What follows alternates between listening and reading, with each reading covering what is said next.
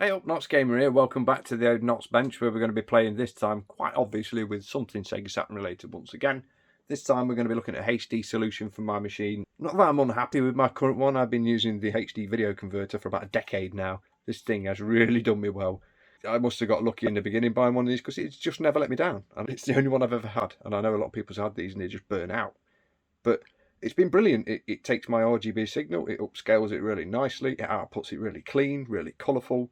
The only thing you're missing naturally when you're updating it onto a flat screen is the scan lines. But that's something I want to remedy a little bit later down the line. Today what I'm going to look at is another HDMI solution that doesn't require plugging in a 3-pin plug in the wall, because that's my only concern. In the Knots Cave I've got a lot of consoles and a lot of stuff plugged in everywhere. And it's a nightmare just plugging things in and unplugging them, and it's chaos when you're trying to do this. So one plug less is always better. So I've gone for this little HDMI solution I found on Amazon. It's the Sega Saturn HD cable for Sega Saturn console, new. So there's your description of the product. Let's pop it open and see what we get inside. So first things first, that looks like your HDMI connector. Put that to one side, so that'll go in the back of your machine. Oh, they're leaving it up to us to guess. No, they put an arrow on there just so we know which way up to stick it in. Looking at this, oh, that's interesting. Oh, that's very interesting. That is good, being able to flick the signal between that, because that saves you pissing about with a TV remote. You can just click, click for whatever sort of format of game you're playing. That's nice. Does look on the side though like it does require power, but I can pull this additionally from my television, as there's plenty of USB sockets on that. So, one would assume in the box in there as well, we have a cable which we'll tear into like this, and that's going to be a power cable to power it, yes. So I'll plug into my telly and into the box. Discard that. And in here we're also going to have an HDMI lead, which is a no-brainer, and we don't like plastic bags, so we want to get rid of plastic bags. Yeah. And that can go with my pile of HDMI leads. We'll plug it all into the back, starting off with my PAL machine, because I want to test both of these out, as I do use them regular. My Japanese machine more than my PAL one, but that for the games that are optimised in Powerland and just play a ridiculously broken on an NTSC machine. So I want to know how this works on them both. So we're going to plug it all in together. I'll start with this. I'll bench it with the same games as well, so that I can try and get some footage for both versions of the game, as I do have some doubles between the PAL and the NTSC. But we'll see. I just want to see what the image output is, whether we get any sort of ghosting or there's any resolution or colour weirdness happening in there, because this cable is quite cheap. It only set me back £30. And I mean, back in the day, this box only cost me about £10. And it's lasted me 10 years. So, very, very good piece of kit there. So what we need to do now is take this little cable with the arrow pointing upwards and stick her in the back of here. There we go, and that's in. One end of your HDMI lead, that end there, and then the power in the side.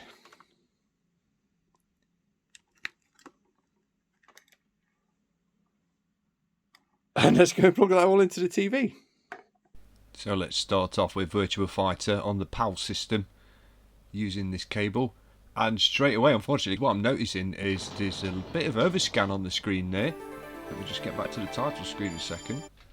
Now this is a PAL version of the game and it's slightly bordered, so usually there's a little black border at the top and the bottom.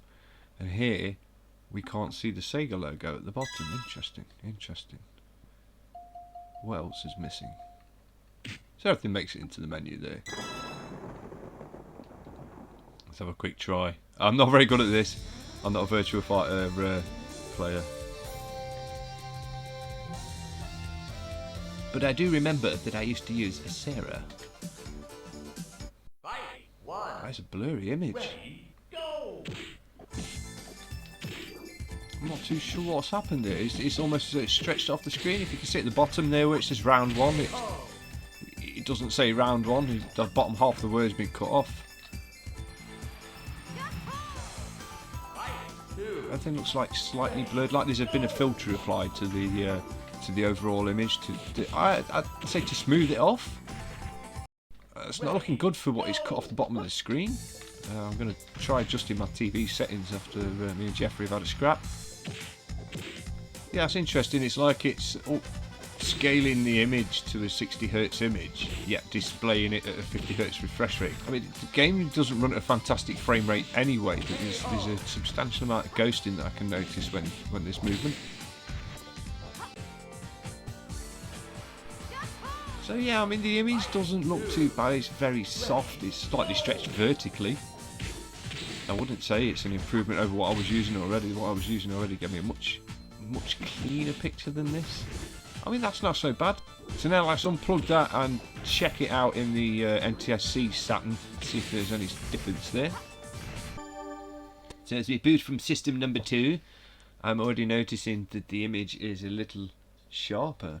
Still a little hazy around the edges, but that's much clearer than it was before. And now we've got full screen display.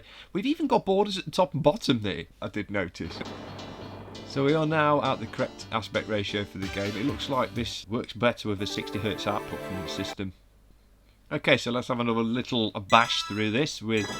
I'll pick Sarah again. It looks like we'll get to the same point we did last time, which is not going to be a shame. It's rather good for me. I'm not very good at Virtua Fighter.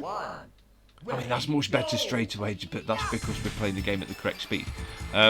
But the image is noticeably better. But because of the increased frame rate, you do see a lot more ghosting. There's a lot more ghosting going off in the background there when the characters move around.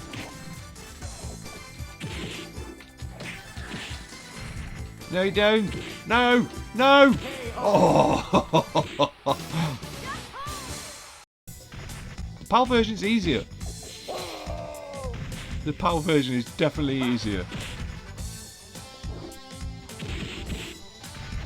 Yeah, it's definitely a lot easier on the eyes if you're using this with a 60 Hz signal. But you can see the difference in the frame rate, dramatic difference in frame rate. I think the way it was outputting on my PAL system was affecting what you were seeing on screen because it doesn't run that badly. Anyway, back to what we're looking at here. Yeah, I'm going carried away with Virtua Fighter gameplay, but overall it's not too bad. The image is a little blurry, but this is because I've already been spoilt with the box I was using, which I wasn't expecting to still be better than this, but it's beginning to look that way. Just like it's beginning to look like we're not going to make it past Sarah again. But there we go, it's not so bad. Virtua Fighter doesn't look too bad there at all. Let's take a look at something different. So next up, let's take a quick look at Guardian Heroes. This is one of them games I'm sure was optimised for PAL systems, but I'm not 100% there. I do just remember playing this game to death as a kid. Nice, simple 2D smash 'em up. And if you can't get hold of the Saturn version, this is available. I'm sure it's still available on Xbox Live Marketplace because I played it on there too. But as we can see, we once again have a stretched image on screen, which is a little unfortunate. But in this case, it looks like the video fills the screen nicely. Right, so here we are. We're in. We skipped all the nonsense. Let's go. Now, straight away, you would be noticing again that the pixelation is being smoothed out, so there's some sort of filter being applied by the HDMI upscaler. I don't know. I prefer that lovely sharp look, but it's nice. It's nice. It's a little easier on the eyes. Again, it's stretching the game out and displaying it at 60 Hz, but the latency of the controls is very, very off. One of Treasure's finest games, guys, but as you can see, it's not done justice by this cable. Not on the PAL machine, anyway. Again, unfortunately, I can't test the compatibility if you have a 60 Hz switch fitted. It may remedy all this completely, but in a vanilla state, it's not very good. You lose a lot of detail here. I'll tell you what, I'll see if we can do something real quick. Okay, so I'll pause this now. And on the fly, I'm just going to switch the cables over and change the video source of this to my old unit, because I'm sure it displays a better picture. Right, so we're now back with my old image solution. The PAL borders are back, but the image has gained so much detail and clarity though, but you've lost that sort of smooth look it had a minute ago. But that aside, let's press on with the old unit plugged in. Live source flicking by Nods Gamer. You saw it here first. Let's press on with this. Better escape. We'd better escape. Escape they're doing to the street. We have more soldiers await them. Done for. They're going to get you. I remember sitting around a console with a multi-tap playing this, and like the race for everyone to pick Han because he's just the easiest player to use. So let's take a quick look at the Japanese version of this on the Japanese system with this cable. Because this guy keeps blocking me and he's doing my head in.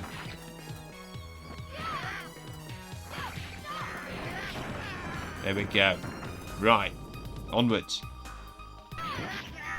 This is my main system though, so if I'm going to use this cable with this, I'm going to use it with this system because you seem to get better results with a 60Hz system or an NTSC system. Again, I can't test it until I fit a switch to my Power One.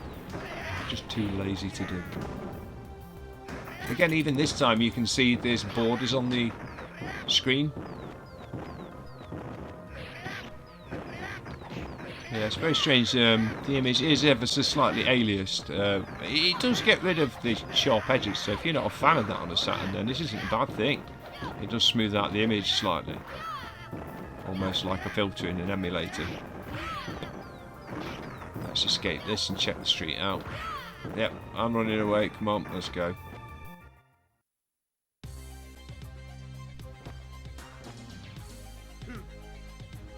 Here we are again in the street. You can see there's a little bit, the picture bounces ever so slightly as it scrolls, and you do get a bit of blurriness. It's definitely more noticeable in 2D games. Virtua Fighter not so, but this there's a lot of ghosting on fast-moving parts. Again, it's not unplayable, but for a trained eye, once you've noticed these things tend to niggle at you. Continued use of this lead, I can see doing that to me, to be perfectly fair. And you know what? You know, this time, you guys just didn't stand a chance. So let's press on a little. There seems to be less input lag on the Japanese version than it does on the PAL, but I'm putting that down to the fact that it's trying to display a 50Hz signal at 60Hz on the PAL one, so that kind of spoils it for that. But on this, it doesn't look so bad. Everything just looks a little washy. So anyway, that's the end of that game. Let's check something a little different. I'm going to pick on one of the Saturn's high-res games. Let's check out Last Bronx, because that was a PAL optimised game as well, so that ran optimised and perfectly well on a PAL system, so it'd be interesting to see how that plays.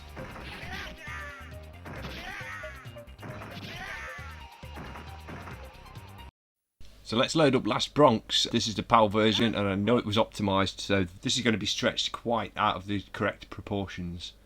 It's going to look a little goofy, I guess. Again, not doing a gameplay video, so we'll just dive straight in with whatever on whoever, with whatever difficulty. This wasn't a bad fighter on the Saturn. It's a little glitchy, but it wasn't too bad. As you can see, we've lost the top and bottom of the display slightly. The image is so blurry. It's really weird the way the inputs are working now, because this was an optimised game. It's displayed faster than my inputs are working, if that makes any sense. So yeah, after getting my ass kicked on the PAL version of Last Bronx, I think we might dispense with loading games from our PAL system now, because we know what to expect every time. We're going to expect a sort of picture that's quite drawn out and stretched. I genuinely can't remember who used to pick on this. Yeah, it wasn't a bad little fighting game, this. But everything feels off. Everything's displayed off. It's not fantastic. So, before I get my ass kicked, as I usually do when we get to the second round, let's check out the Japanese version.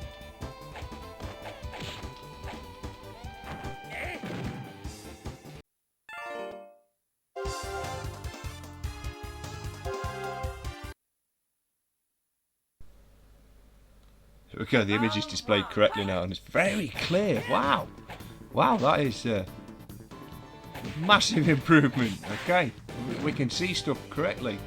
There's no stretch on the screen this time around. Much better, much better. The speed is there, the screen resolution is correct, and it looks better. So yeah, definitely 100% worth it for a 60Hz output, or it's definitely worth it if you use an NTSC system as well. The PAL stick with a different method, I'd say. Unless, again, having a 60Hz switch fitted remedies this, which somewhere down the line I'll probably have a look at doing. Round one, fight! Ah, Lisa, that's the character I used to use. I mean, again, it looks really nice in my OBS video window. It looks nice on a still, but when it's in motion, it's just ever so slightly blurry. It's less noticeable on three-dimensional games, but 2D games, it really, really does show through. On the higher res Saturn games, though, it does actually look quite nice, and it does level them out a bit slightly. The last Bronx looks quite good here. It's very interesting how they tried to create 3D backgrounds on this with all the scrolling two-dimensional stuff. It's a shame every now and then you get glitches. Oh no, come on. Oh no! Oh no! Oh, there we go. Yoko sorts me out in the end. And that's where we end. Flicking back through the box I use, the difference. I genuinely was beginning to think that other cable was good, but look at the difference, man. The picture's more clear.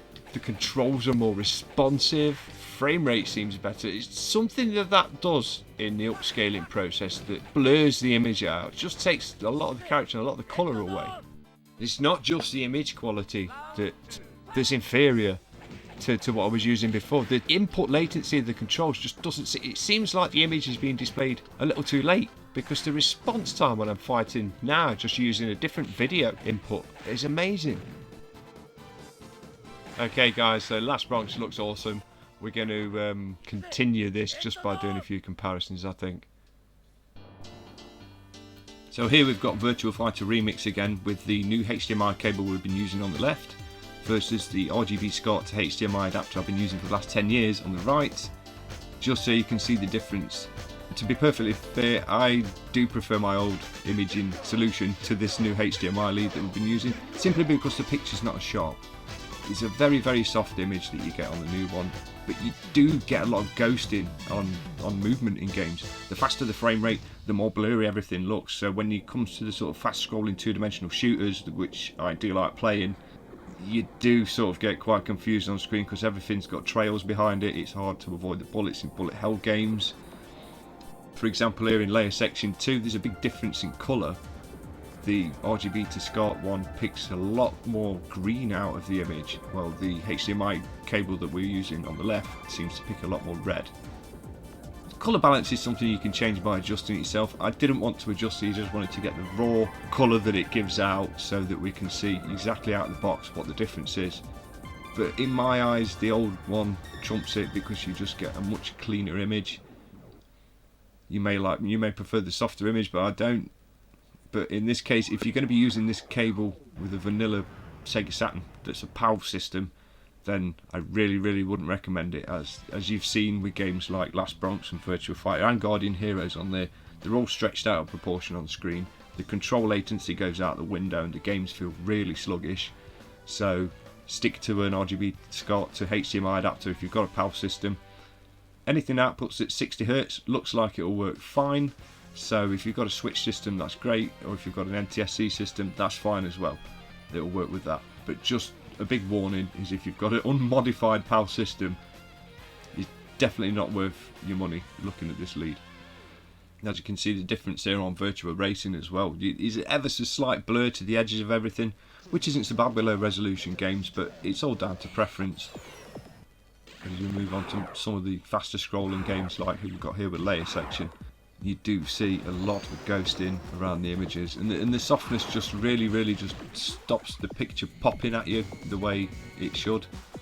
I know we're missing scan lines here. This isn't about the best way of looking at a Sega Saturn on a modern screen. This is about this cable I've been looking at today, because the best way we all know will be to plug in an OSSC, but they are very expensive. So at the moment I'm just sort of swimming around looking at the cheaper solutions for this little problem with our modern TVs, because unfortunately I am one of the many people afflicted with space limitations, which means I can't get my old CRT out, and it's just going to stay in storage for a long time. but especially here, looking at Dom Patch, it's more prevalent in two-dimensional games. You can see the picture on the left is really, really washed out. The bullets do blur as they fly across the screen. I hope this shows through when the video is converted, because you know what, these things happen when these things go through compression processes. But on the right, you've got a really, really, really sharp, defined, colourful image. You can really get pulled into the game as it pops out there. But on the left, it just seems smeared ever so slightly. It's almost borderline Nintendo 64 territory in terms of how blurry things are getting with the speed of Dom Patch. But there we go.